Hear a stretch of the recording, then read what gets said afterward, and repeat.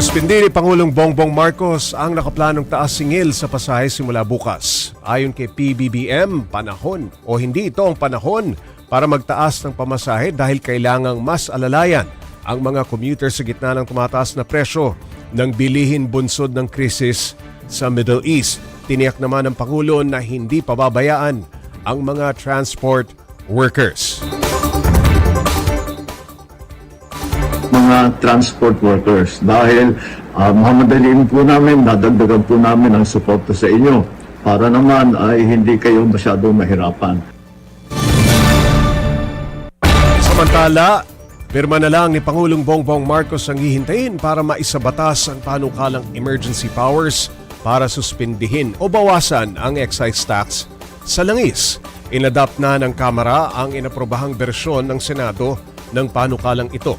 Kaya wala nang gaganaping bicameral conference committee at isusumite na ang kopya ng panukala sa Office of the President. Una nang sinabi ni PBBM na hindi niya pa sigurado kung kailan gagamitin ang emergency powers. It's a very complicated calculation. We will see. Depends on the trends. We have to watch the trends of oil prices. We just have to look. It's very hard to say because it's all speculation. We don't know how long this will last for. We don't know what the effects are. We don't know what will happen with the Straits of Hormuz.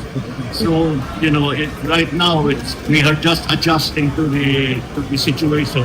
And when the situation calls for it,